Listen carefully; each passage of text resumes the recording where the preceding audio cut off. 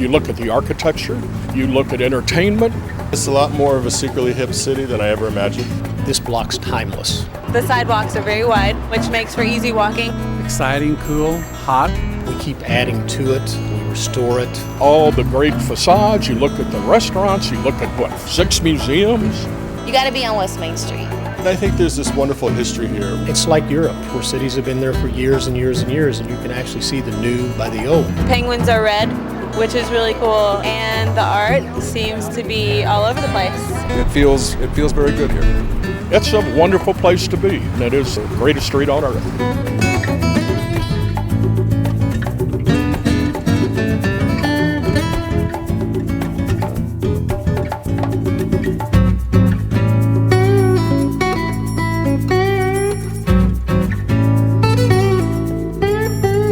When we had our conference in Louisville in 2004, we chose the West Main Street district to be the site of our opening reception. We had more than 2,000 people from all over the country, and we were just blown away, and people are still talking about it, because here is exactly what we're talking about as a movement. That's part of our mission.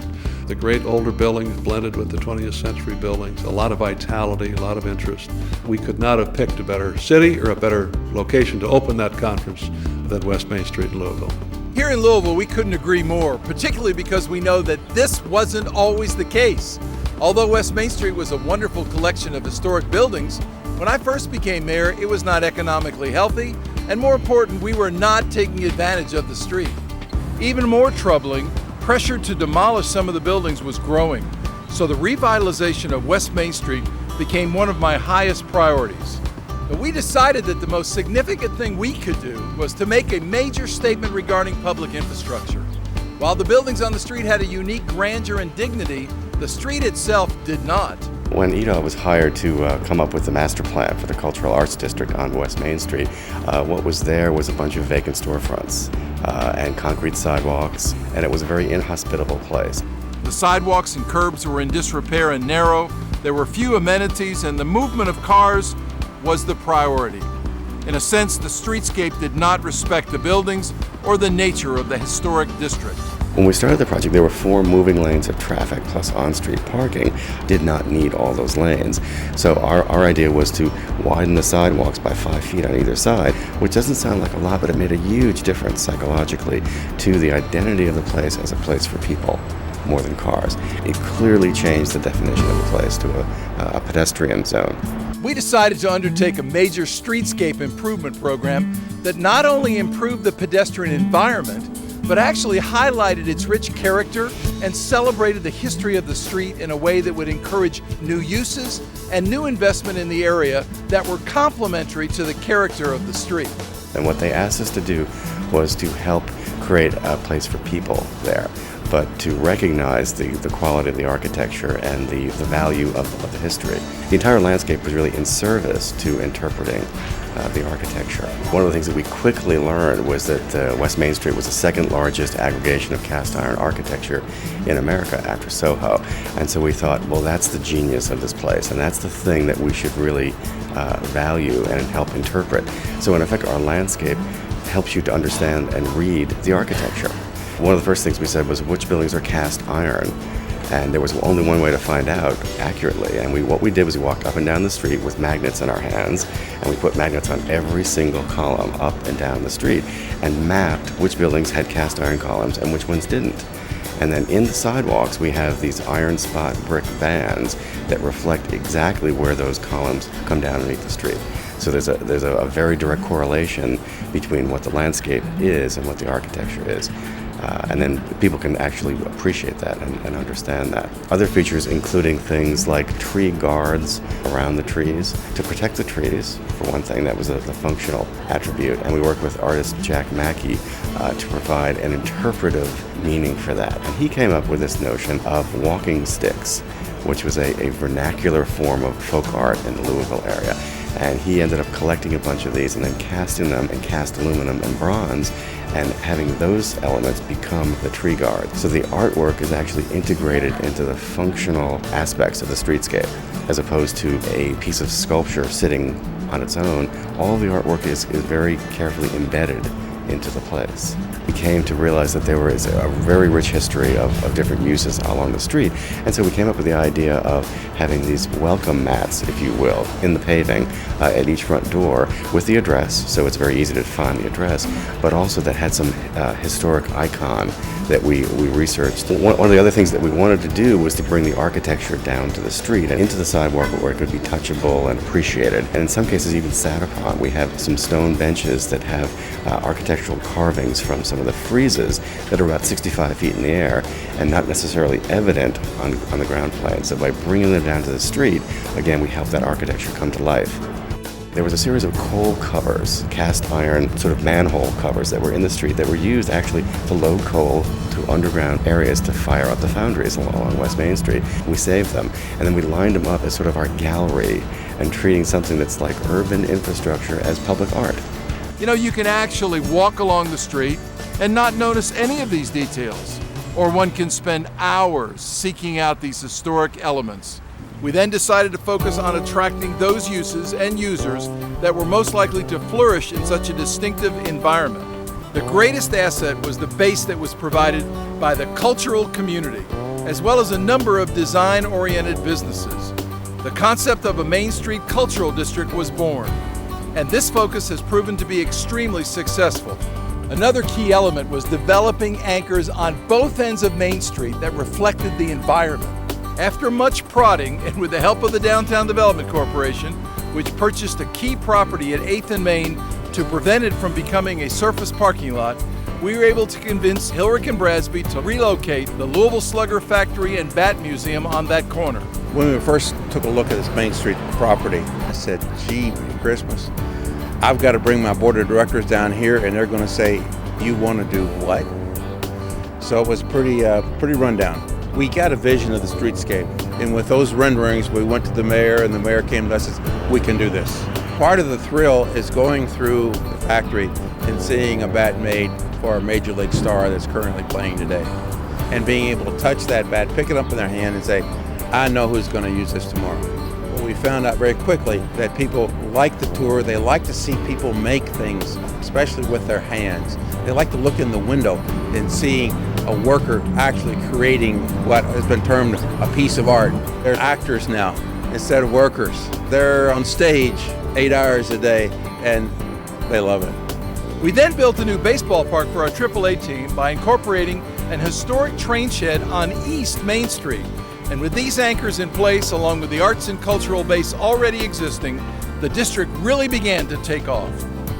We now have major investments by two of our Fortune 500 companies, Humana and Brown-Forman. Michael Graves was commissioned to design this building by the co-founders of Humana, David Jones and Wendell Cherry, with a real basic premise in mind. These were local folks who had developed a great company, and the intent was to put a piece of architecture on this street and in this city that would be of significance both locally as well as nationally. There are a number of reasons why Brown-Forman chose to locate on Main Street. For one thing, it's a return to our roots. Our company was actually founded on Main Street in 1870. And the other thing, it's just a really good investment for us financially. We're an international company, and we actually have to attract talent from around the world. And not a lot of people know about Louisville. And so part of our attraction strategy for our talent is to be located in a really unusual and distinctive place. Our employment in Louisville has really skyrocketed, so we had an obvious need for space. And so from an architectural perspective and in the spirit of continuing to develop on the street, we decided it was in our best interest to acquire the buildings next to us that were not in very good condition, and they have been now completely refurbished and integrated into our environment. There's a lot of creative energy in this particular area, and hopefully we contribute to that, but at a minimum, we feed off of it as well. And a strong residential base continues to develop. More and more people want to live in the area and experience the West Main Street 24 hours a day at innovative environments such as the lofts of glasswork, where you can create a piece of art glass, or take in a jazz set, or in apartments and condos where the energy of the street is literally just a few steps away.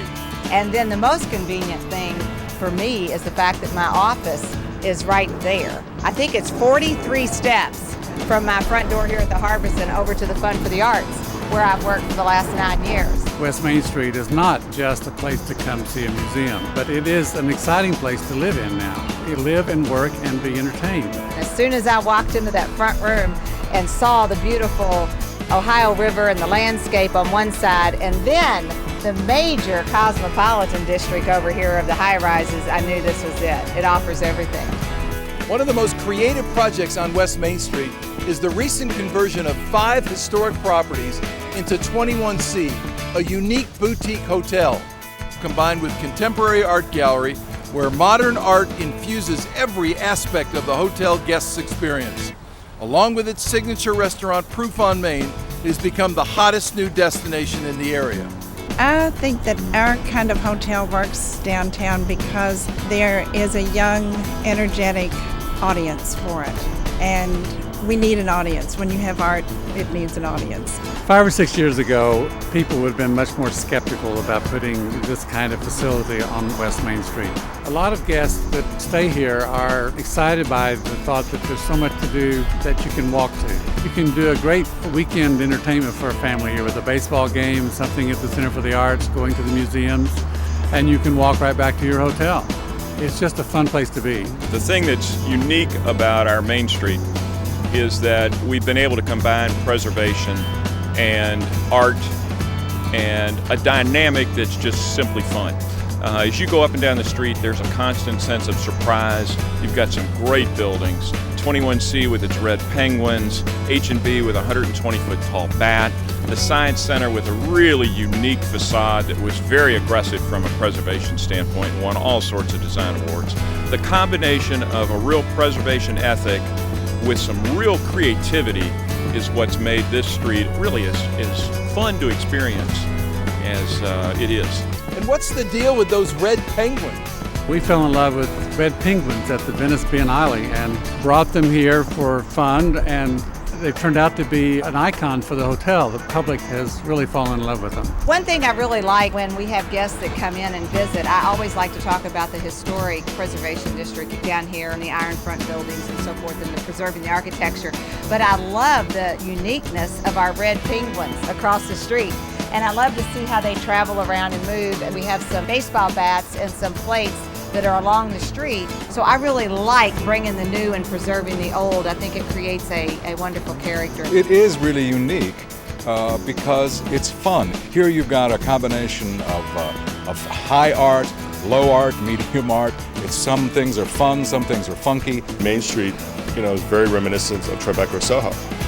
After Lower Manhattan, Louisville has the greatest concentration of cast iron loft buildings.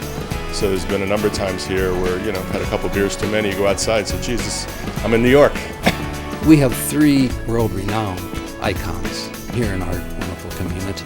Kentucky Derby, Louisville Slugger, and Muhammad Ali. The Ali Center is at 6th and Main, and there is the Fraser Museum at 9th and Main. And so we often say that we have Ali Fraser right in our midst. When we first moved here, going on 6 years ago, the Big Arms Museum was not here. The Muhammad Ali Museum was not here. And a lot of the development of Museum Plaza, 21C, none of those things was here. And all of that's happened in the last 4 or 5 years. And as a result of that, when you go downtown today, you see people walking all up and down the street. They have these little bats from little Hillerich and Bradsby, the little Louisville Sluggers. And you see all these tourists walking around down here. And it's really brought a tremendous amount of energy. In the approximate year and a half which the center has been open, we've had about 200,000 visitors come to the center. And they have come from not only our community and from the Commonwealth and from the immediate vicinity, but they've come from all over the globe. That is really significant. And it's beginning to be seen as truly a community of destination. Certainly the most ambitious new project in West Main Street's district, one that will incorporate all of the street's most dynamic characteristics, is Museum Plaza, a true mixed-use development with a dramatic 21st century design. Home to a contemporary multimedia art museum, residential condominiums, offices, a hotel, retail and entertainment, and the University of Louisville's Master of Fine Arts program, Museum Plaza will bring even more vitality and creative energy to the area. We've named the new project Museum Plaza, not so much because we think of the building that way, but it is a plaza of museums. It's going to open up the whole area of all the museums along what we sometimes call Museum Row. We have the museum that will be in our building, the Muhammad Ali Museum, Center for the Arts, the Kentucky Art and Craft Museum, the Historic Arms Museum, and the Natural History Museum, all connected with a wonderful plaza on the riverside of the buildings. We look for trends, and the trend in West Main was very, very positive. And we saw growth, we saw activity, we saw confidence. And that gave us the confidence to move forward. Today you see a vibrant tourist attractions, you see an art scene, you see people coming and going to eat, coming and going to their offices, and it's taken it from a place that you had to be a pioneer to invest 10 years ago to where the investment by the public sector has made it a place that developers want to be today.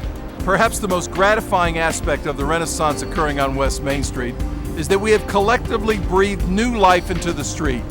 We have used the beauty and the significance of this historic district as a major asset upon which to build. And I strongly believe that this has infused West Main Street with a creative energy unmatched in any other street in the country. What's so great about the West Main Street is the wonderful eclectic nature of the architecture that's represented. First of all, the cast iron facades. This is the second largest collection in the entire United States, and they are wonderful. And yet you have great 20th century architects there. Michael Graves, Mies van der Rohe, and Robert A.M. Stern, and others. And it just works together so well. The combination of the historic buildings and plus new buildings, and all of them are in that same fabric, it gives us a unique place due to a combination of buildings, the streetscape, and the care that different people have taken as they've renovated the buildings. We are so fortunate to have this remarkable Victorian-era historic district right in the heart of downtown Louisville, pulsating with activity as it did a century ago. We've seen how local, national, and internationally acclaimed architects have added their own distinctive signatures. And now a new set of young, talented 21st century designers are at work, all adding the modern to the historic in a rich pattern that seems to work on West Main Street. Together with its design firms, arts groups, museums, and a rapidly increasing number of residents and visitors, West Main Street is bursting with energy and creativity, and its future is brighter than ever. The fact that it's been so embraced, to me, is very stimulating, and imagine what the next 25 years is going to be like in this city. Well, I think one of the other unique things about West Main Street is not only the act of will that it took to make the original improvements, but the sort of tenacity and the stick-to-itiveness to continue the program what is now about 15 years later. And they're still hard at it, and it's still paying dividends. The return has been just astronomical, far more than we had ever expected.